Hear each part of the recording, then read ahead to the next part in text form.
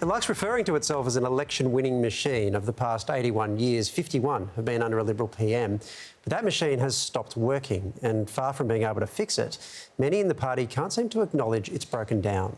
I think this was a smick campaign by Labor, destroying Peter Dutton. It was so disappointing to take part in an election where there were just so many lies told. That was false advertising by the Labor Party there, and it worked. I think it simply didn't have policy that resonated. We sent the troops into battle without ammunition. Looking for answers in the wake of the Coalition's almighty collapse. Our party has an issue in urban Australia, which is where most people live. We do have to have the hard conversations now about how do we become more gender balanced. Young people and women need to see us as an attractive place to put their vote. 150 seats. On current projections, Labor to win 87. The Coalition would be reduced from 53 to just 39. Now forced to face how it all went so horribly wrong. When Trump was elected, we thought that would actually be a good thing for the Liberals and end up becoming a total disaster. We sort of called it out. The work from home is a good example of fundamentally misreading the Australian society.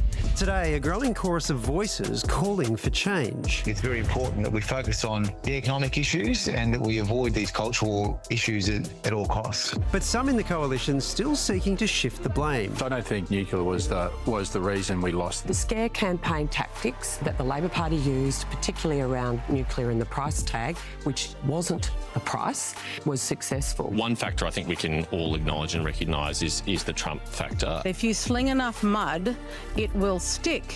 And absolutely, Labor, certainly the media, are slung enough mud in terms of this particular issue. Former Coalition MP Andrew Gee quit the Nationals in 2022 over its opposition to The Voice and inaction on climate change. It's not the broad-based party that it once was. It has been a disastrous campaign. Choosing to run against his own party as an independent, voters backed his choice over the weekend. Some people on the fringes like division, but I think most people don't want nastiness. And I think the lesson is we've got to keep the political discussion in Australia civil. But before it can begin rebuilding, a new leader must be chosen. Dan Tehan, Susan Lee and Shadow Treasurer Angus Taylor tipped as frontrunners. If Angus Taylor's the answer, it's a stupid question. The economic narrative was just completely non-existent. I'm not quite sure what he's been doing for 3 years. Reduced to a rump, leaderless and divorced from their base, can the most successful political party of the post-war era survive the elbow-geddon?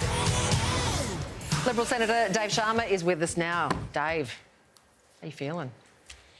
Well, look, it was a pretty tough loss. I'm still here by virtue of the fact I wasn't on the ballot this time, but I feel a lot for a lot of my colleagues, quite promising people who lost their seats.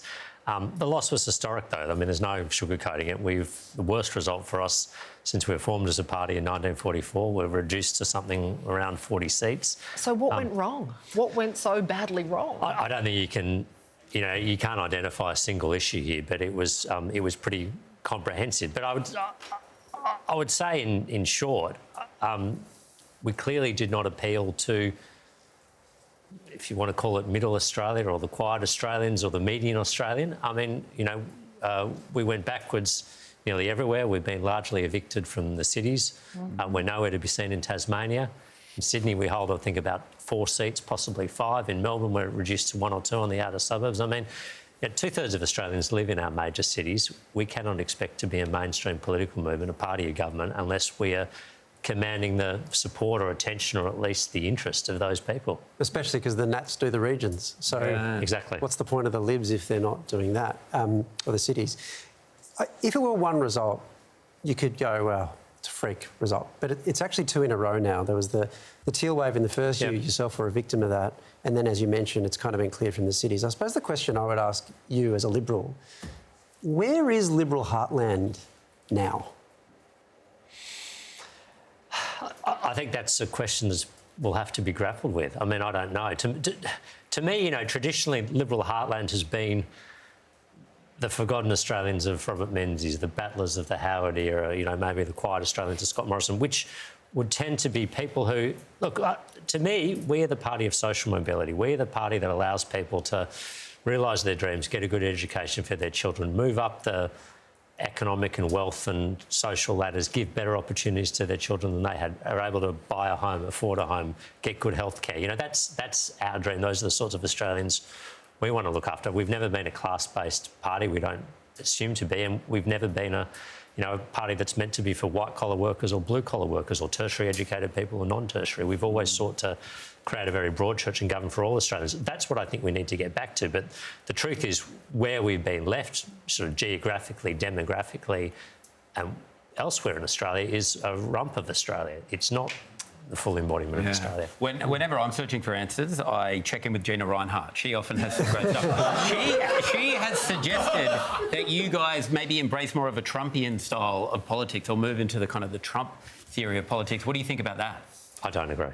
I don't think the United States is certainly in this respect, but in many others, comparable to Australia. And that's someone who's lived and worked professionally in the United States for 3 or 4 years. I think Australians, firstly, we have a compulsory voting system. We don't have an optional voting system, which creates different political dynamics. But Australia is quite a centrist and pragmatic nation. We look for people to solve their problems, not create problems or create divisions. We look for people that promote harmony and provide opportunity and generally speaking, try and keep politics out of their lives as much as possible, except on ballot day. America and the Trump experiment is a sort of vastly different beast. But to Waleed's point, I mean, where is the heartland now? I mean, the teal movement is a massive problem for the Liberals. I mean, you may be lucky and get up in Kooyong and maybe even in Goldstein. But those people... this is... We're in the middle of a cost of living crisis. We've got a housing crisis, and you still couldn't win.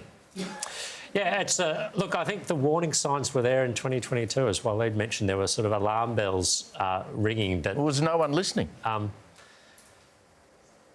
think, I don't know, but I don't think the lessons were learnt. I think it was too difficult to address them, or it was convenient to move on, or the political dynamics changed, or there was a by-election looming, or there was the referendum on the voice, and the immediate, took priority over the important. But, we lost seats in 2022 that we'd never lost before, right? That should have said, well, hang on, something's up in And you haven't your got them all heartland. back. That's the point.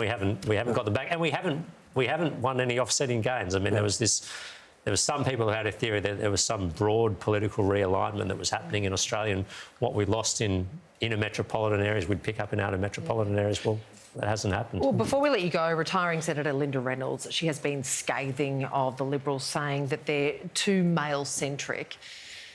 Does that need to be addressed?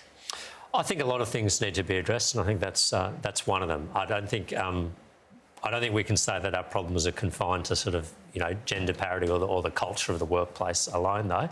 And I do think... But the work from home thing was a pretty terrible own goal. I think that did not land well, and we That's well and we withdrew it. But I think people like to say and have this argument, where do you move on the ideological spectrum? To me, it's just about being modern, and maybe that's an ideological position, but recognising the reality of people who work flexibly, two-income families, both parts of a couple with a career, the pressures and challenges, and making sure that we are articulating our values into policies that address those people's concerns and priorities. We didn't hear more from you during the campaign. That might have helped.